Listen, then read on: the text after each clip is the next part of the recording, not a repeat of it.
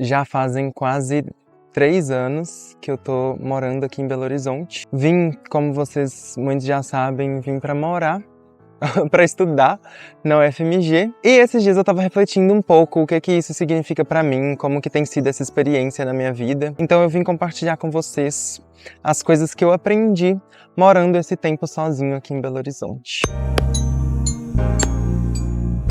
Eu acho que uma das primeiras coisas que eu aprendi morando esse tempo todo aqui em Belo Horizonte é gostar mais da minha companhia. Eu sempre gostei, assim, de ficar sozinho, de ter meus momentos sozinhos, só que acaba que morando em Belo Horizonte e sem companhia, assim, sem família e tudo mais, por mais que eu tenha... Meu irmão mora aqui em Belo Horizonte também, minhas primas moram aqui, acaba que pela distância, né, mesmo sendo na mesma cidade e pela vida mesmo, a gente fica muito sozinho. E no início, isso me consumia de uma forma incrível. Eu sentia muito tédio, eu não aguentava ficar sozinho, eu ficava com medo, não com medo, mas assim...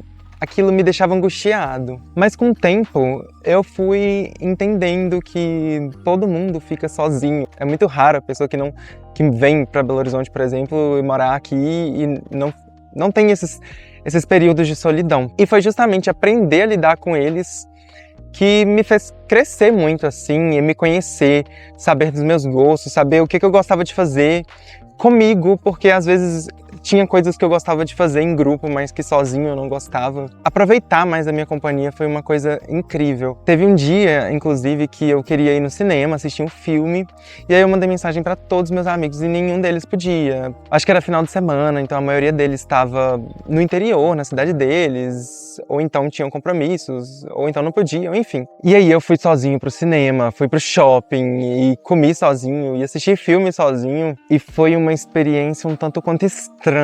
Mas eu confesso que eu gostei. No final do dia eu voltei pra casa e eu falei, caramba, eu gostei disso. É claro que seria legal ter outras pessoas comigo, mas não foi ruim também ficar sozinho. E isso é uma coisa que eu acho que eu jamais teria feito antes de ter essa experiência. E como eu já falei, esse tempo sozinho faz com que a gente descubra coisas novas que a gente goste, que é o outro tópico, né? Morar sozinho me possibilitou descobrir muitos gostos novos. Então, você morar com a sua família, acaba que você faz muitas das coisas. Por exemplo, meu pai vai sair, quer ir para um lugar, meu irmão, minha mãe, e você vai junto. Mas aí, aqui eu comecei a perceber o que eu gostava de fazer. Porque as coisas que eu tinha costume de fazer na minha cidade, eu comecei a não fazer aqui. Não porque eu não gostava de fazer elas, mas porque eu preferia fazer outras coisas. Isso foi, assim, estranho, parar pra pensar, calma, o que eu quero fazer hoje? E aí você ficar, por exemplo, nossa, mas eu sempre fiz tal coisa, mas eu não quero fazer tal coisa, eu quero fazer outra coisa. E, é muito bom, é muito bom. Nossa, sinceramente, isso... eu não consigo imaginar, assim, a dimensão que é você ter essa liberdade de fazer as coisas que você quer. Não que às vezes você não vá fazer outras coisas que você não queira, mas assim, de você entender quais são suas prioridades e quais são seus desejos, é muito bacana. E ainda, nesse tópico da solidão, é que o silêncio, às vezes, ele assusta. Você tá sozinho no seu quarto, na sua casa, e tá tudo em silêncio. Não tem pessoas gritando no seu ouvido, falando, barulho de televisão, barulho de movimento de casa. Isso assusta, assim. Às vezes a gente sente falta dessa loucura do dia a dia, da rotina, do contato com os familiares, com os amigos mais próximos, de infância e tudo mais. Mas é libertador você poder chegar em casa, achar tudo do jeito que você deixou. O mais incrível é, por exemplo, eu me estressava muito com sujeira. E aí agora eu chego em casa, eu não me estresso tanto com isso, porque a sujeira que tá lá foi eu que fiz, então assim, eu vou estressar comigo mesmo. É uma paz, assim, você poder simplesmente aproveitar a sua companhia, você poder fazer as coisas no seu tempo. Por exemplo, eu gosto muito de ler, mas eu tenho muita dificuldade de concentrar com barulho e com movimento, tudo mais. Então, eu ter esse silêncio, essa liberdade de não ter ninguém chegando para puxar assunto, ou então de ter coisas para fazer que, assim, não são relacionadas a mim, mas que outras pessoas tinham pedido para eu fazer. É claro, eu não vou mentir, Tem a solitude, que é você gostar de ficar com você mesmo, e a solidão. E às vezes morar sozinho é muito solitário, porque a gente quer companhia às vezes. Esse é um tópico que eu vou comentar no futuro, em outro vídeo. A solidão que às vezes bate morando sozinho é muito ruim. Mas quando a gente consegue encontrar esse meio termo e aproveitar a nossa companhia mesmo, fazer coisas que a gente gosta, fazer uma comida que eu gosto, assistir uma série e ler um livro que eu goste, ter outros hobbies também, até coisas simples como sair para caminhar sozinho. É tão bom, você começa a refletir. Eu sinto que a partir daí eu comecei a fazer as coisas mais por mim mesmo e menos pelos outros. Não que não seja importante a gente fazer as coisas para os outros também, mas muitas vezes a gente deixa de fazer as coisas pela gente, a gente se invisibiliza por gostos de outras pessoas. Você começar a se perceber, ter noção de si, dos seus gostos e entender que a sua companhia também é muito boa, novamente eu digo que é libertador. Outra coisa que eu aprendi com esse tempo morando sozinho é ser mais cara de pau. Parece engraçado, mas eu sempre fui mais extrovertido e, apesar de ser tímido, eu sempre fui extrovertido. Parece contraditório, mas quando eu sinto que, por exemplo, eu não vou ver mais a pessoa, eu sou cara de pau. Mas quando eu sinto que, eu vou conhecer alguém e que eu vou continuar convivendo com ela, eu sou mais tímido. Não sei porquê, eu acho que eu fico com medo do julgamento a longo prazo, né, já que eu vou conviver com a pessoa. E aí, quando eu sinto que eu não vou conviver mais, sei lá, quando eu tenho que resolver problemas da faculdade, da vida em si, eu sou muito cara de pau. E isso é uma coisa que é muito bom pra quem mora sozinho, porque você não tem as pessoas para resolver seus problemas. É você que vai ter que resolver seus problemas.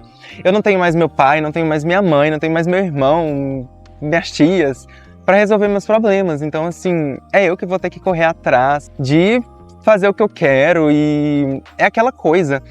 Eu acho que você morar sozinho, você aprende a ser um pouco individualista. Por um lado é bom, é claro que a gente não pode ser egoísta, mas o ser individualista que eu digo é pensar um pouco em você, porque, igual eu já falei, às vezes a gente deixa de pensar na gente, e aí você ser cara de pau é justamente você correr atrás daquilo que você quer, do que você precisa, do que você acha que vai ser bom pra você, e não ter medo.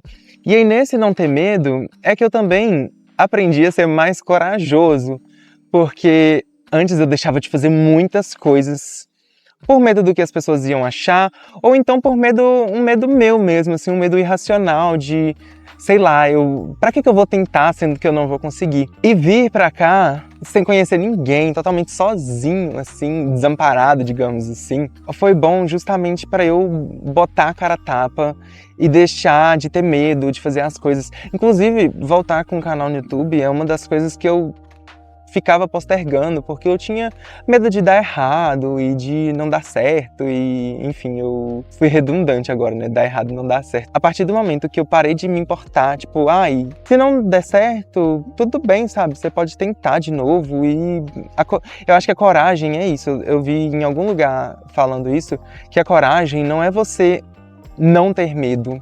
A coragem é justamente o contrário, é você ter medo e ser capaz de enfrentar seus medos. Isso foi uma coisa assim que eu me sinto muito orgulhoso. Cada dia mais eu tô enfrentando mais meus medos e enfrentando os leões e os dragões da vida. Voltando àquele tópico, né, que eu comentei, das pessoas serem mais individualistas, uma coisa que eu também aprendi é a correr atrás do meu. Eu falei isso uma vez e meu pai falou: pra que você tem que correr atrás do seu, sendo que você pode se antecipar e ir andando? Isso é uma coisa muito verdade, assim. Se a gente se antecipa, a gente não precisa correr atrás do que é nosso, mas ir com calma, ir planejando, ir fazendo. É claro que a gente não pode ignorar, cada um tem uma situação diferente, mas, assim, dentro do que é possível, né, a gente poder planejar e se antecipar. E isso é interessante porque quando eu cheguei aqui, eu percebi que a cidade grande, eu ouvia isso de São Paulo, mas eu não sabia que Belo Horizonte também ia ter um pouco disso, que é o fato das pessoas, não é que elas não se importam com você, mas elas estão mais preocupadas em procurar o que é delas. E eu não acho que isso está errado, está exatamente certo, extremamente certo.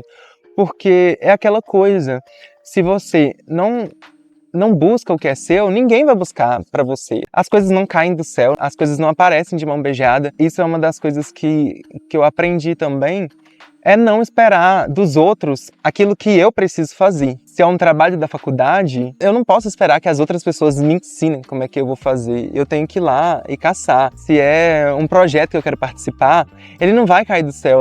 A oportunidade não cai do céu. A gente vai cavando até achar. Eu comecei a fazer iniciação científica e a oportunidade não caiu do céu, não chegou assim pra mim. Eu fui atrás e conversei com a professora e tudo mais. É claro que às vezes oportunidades aparecem, a gente agarra elas, mas também a gente não pode ficar só esperando que as coisas aconteçam, porque na maioria das vezes elas não vão acontecer se você não for atrás delas. Uma outra coisa que foi extremamente importante que eu aprendesse a lidar é com gerenciamento de tempo. Eu confesso que eu sempre fui bom em gerenciar meu tempo, assim, desde muito novo. Eu sempre tive uma percepção de tempo muito boa, assim. Por exemplo, às vezes minha mãe falava, me chama daqui a 10 minutos. Em 10 minutos eu chamava, assim, eu conseguia sozinho, assim, ter essa noção. O problema é que às vezes eu esqueço. Aí é outros 500, mas assim, se eu lembrar, eu vou saber mais ou menos o tempo. Mas é claro que a gente tem que lidar com as intercorrências. Por exemplo, que horas que o ônibus passa, que horas que você tem que sair de casa para pegar o ônibus no horário certo, para chegar na aula no horário certo, para ir pro trabalho. E essas coisas, por exemplo, eu preciso fazer almoço, quanto tempo que eu vou gastar fazendo almoço, quanto tempo que eu vou gastar me arrumando para sair. Então, são coisas assim que parecem pequenas, mas que no final a gente começa a dar uma importância maior. Eu acho que isso nem veio tanto do fato de morar sozinho, mas também, assim.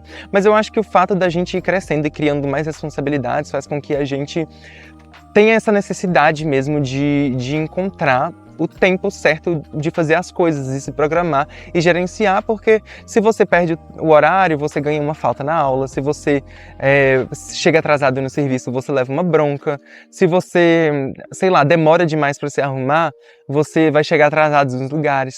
Então, esse gerenciamento de tempo foi extremamente importante para mim, assim, para que eu entendesse melhor a dinâmica da minha vida mesmo. E eu acho que quando eu me programo e eu tenho essa noção de tempo, a vida flui mais, porque eu entendo melhor como eu funciono, como as coisas funcionam, e eu deixo de perder tempo. Por exemplo, se eu for para um ponto de ônibus mais cedo, eu vou perder minutos que eu poderia estar aproveitando em outra coisa. E aí também, dentro desse gerenciamento de tempo, vem o tempo que você tem para descansar, você tem que tirar um tempo para você mesmo, porque a vida é corrida sim, a vida não é só correria, você tem que tirar um tempo para respirar, relaxar, fazer uma coisa que você gosta. Nem que seja só ficar deitado, olhando para o nada, assim, mas você precisa de tirar um tempo para você sentir seu corpo funcionando, sem estar naquele pique, naquela rotina e correria, correria, correria. E esquecer de viver. Sente seu corpo, come uma comida que você gosta, para num lugar bonito. Por exemplo, eu amo vir aqui para o UFMG que tem árvores e natureza, que é uma coisa que me faz muito bem. Agora tá ventando e antes de eu começar a gravar eu tava sentindo o ar entrando, assim, parece muito papo de gente de humanas, né? E sentir o seu corpo é tão bom, porque eu acho que muitas vezes esse não gerenciamento de tempo faz com que a gente não se sinta. Então é extremamente importante saber, entender como é que o tempo funciona para a gente poder viver com mais qualidade de vida, inclusive. Agora eu vou entrar num tópico extremamente sensível, que é gerenciamento de gastos. Gente, essa foi a parte, para mim, que tem sido mais difícil nesses quase 3 anos que eu tô aqui em Belo Horizonte, é aprender a lidar com os meus gastos. Meu Deus, como é difícil. É claro que eu tenho suporte dos meus pais, mas eu também ganho o meu dinheiro e aí eu tenho que saber administrar isso, né? Pra eu também não precisar ficar sempre pedindo dinheiro pra eles, assim, porque, sei lá, eu acho que ainda mais depois que eu comecei a trabalhar, é muito ruim eu ficar solicitando dinheiro pros meus pais, assim, sei lá, eu já tô com 21 anos de idade, sabe? Tudo bem que assim, eu ainda tô novo, tô na faculdade, daqui a algum tempo isso vai acabar, mas é muito ruim eu ficar com essa sensação de que eu dependo deles financeiramente. Para isso, você precisa aprender a lidar muito bem com o seu dinheiro. Coisas que são bestas que eu não tinha muita noção na minha cidade, mas agora eu tenho, por exemplo, eu vou no supermercado fazer uma compra, saber o que eu vou gastar, Quanto tempo, por exemplo, se eu vou no supermercado, geralmente gosto de comprar coisas mais naturais, né, vegetais, legumes. Quanto tempo aquilo vai durar na minha geladeira? Quanto tempo que eu vou demorar para gastar, para consumir aqueles produtos? Então, assim, eu tenho que ter uma estimativa de quanto que eu vou gastar essa semana, porque provavelmente na outra semana eu já vou ter que comprar de novo. Então, assim, são essas pequenas coisas do dia a dia mesmo. A gente começa a ter uma noção maior do nosso custo de vida, que viver é caro, ainda mais numa cidade grande, assim, viver é caro. Se você se banca sozinho, você tem que ter mais ainda essa noção do valor do seu dinheiro e valor do seu tempo, saber administrar isso o máximo possível. É claro que é difícil, né, gente? A gente sabe que às vezes aparece um problema de saúde, você quer investir em alguma coisa, você acaba gastando mais dinheiro. É bom a gente se atentar a isso, e isso foi uma das coisas que eu aprendi morando sozinho, mas que eu tenho apanhado todo dia para lidar melhor com isso. Eu vou confessar que isso, para mim, assim, eu acho que dessa lista inteira, eu acho que o que foi mais difícil, o que tem sido mais difícil para mim, é aprender a lidar com as finanças. A família nem sempre ela vem de laços sanguíneos. Depois que eu vim para BH, eu fiz amizade com pessoas assim que facilitaram muito a minha vida, no sentido de que eu tenho alguém que eu sei que eu posso contar, sabe? Eu tenho pessoas que vão me apoiar. E diferente da família sanguínea, essas são pessoas que você pode escolher quem que você vai manter na sua vida. Eu comecei a dar mais valor às amizades nesse sentido, desse contato mais íntimo com as amizades, que, eu vou falar a verdade, é totalmente diferente da relação que eu tinha com os meus amigos da minha cidade de origem. Por mais que seja muito bom a amizade deles também, eu acho que tem essa dinâmica diferente. A gente morando sozinho, a gente convive muito mais com os nossos amigos do que eu convivia lá na minha cidade, por exemplo. Então, é saber quem que eu posso contar um segredo, é saber com quem que eu posso contar quando eu estiver triste, é saber com quem que eu posso contar nos meus momentos felizes, com quem que eu vou querer passar meu tempo quando eu estiver, sei lá, entediado. A falta da família faz você entender isso, assim, por mais que você deva valorizar, e eu vou falar um pouco mais disso daqui a pouco, mas por mais que você deva valorizar sua família, você vai começar a entender também que a família, a gente também pode escolher quem é a nossa família. Não é família de sangue, mas essas pessoas vão ficar sempre marcadas na minha vida. Por mais que a vida acontece, as amizades vão se transformando e tudo mais, mas por um momento, e eu digo até de amizades que eu já desfiz, assim, que eu era amigo aqui em BH e não sou mais, mas eles foram minha família, digamos assim, por um tempo. É a gente poder valorizar esse tempo de qualidade mesmo com os amigos. Mas é claro que a gente também não pode esquecer da nossa família de sangue. Vim pra cá, eu comecei a valorizar muito mais meu pai, minha mãe, meu irmão. Por mais conflitos que a gente tenha, e a rotina do dia a dia, ela faz com que a gente enjoe um pouco das pessoas, né? Assim, não vou ser hipócrita de falar que era tudo mil maravilhas. Mas eu acho que é justamente essa distância que faz a gente se aproximar. Porque a gente começa a levar menos em consideração aqueles probleminhas bobos que aconteciam, e a gente começa a se importar mais com o que realmente vale a pena. É claro que, assim, as pessoas são diferentes e, enfim, né, as relações não são fáceis muitas vezes, mas por mais que a gente ainda tenha problemas, eu acho que eu dou muito mais valor ao tempo de qualidade que eu passo com minha família mesmo, com meu pai, com minha mãe, com meu irmão, com os meus avós, com meus primos, com minhas tias. Mudou bastante da relação. Se eu puder escolher, eu continuarei vivendo aqui em Belo Horizonte, ou então em outro lugar. Eu acho que eu não me acostumaria a voltar para dentro da casa dos meus pais, mas eu acho que é isso, assim, é justamente essa falta que me faz valorizar mais. Você começa a perceber que, por exemplo, foi minha mãe, é ela que me apoia em muitos momentos, é meu pai que também tá ali, por mais que ele seja mais calado, meu irmão também, que, tipo, valoriza muito e, assim, você começa a perceber quem realmente gosta de você na distância. Então, isso faz total diferença, e eu acho que o mais importante de tudo é, por mais que tenham problemas, é você reconhecer que aquelas pessoas ainda fazem questão de você, se elas fizerem, claro, né? Tipo, você não pode ser cego e, não, só porque é meu pai e minha mãe, eu vou achar que tá tudo bem e vou ignorar. Não, não é assim, né? É claro que dependendo da situação fica difícil, mas se for assim, é só esses probleminhas do dia a dia, do cotidiano, da convivência, é você deixar isso um pouco de lado e começar a valorizar mais o que realmente importa, que é o apoio, é o amor que tem. E, por último, para finalizar, uma das coisas que eu aprendi também é que aquelas pessoas que gostam de você, elas vão permanecer por mais distante que você esteja. As amizades, a sua família, mudando de cidade, indo morar sozinho, a relação muda, você não tem mais aquela convivência do dia a dia, mas aquelas pessoas que se importam com você, elas vão tratar você da mesma forma como te tratavam antes, assim, eu acho muita imaturidade essas amizades que ficam te cobrando de ficar sempre te atualizando das coisas, sendo que você tá vivendo um momento diferente, a pessoa às vezes tá no mesmo momento que estava antes, mas às vezes ela também mudou. Tem um conceito que eu gosto bastante, que é amizade de baixa manutenção.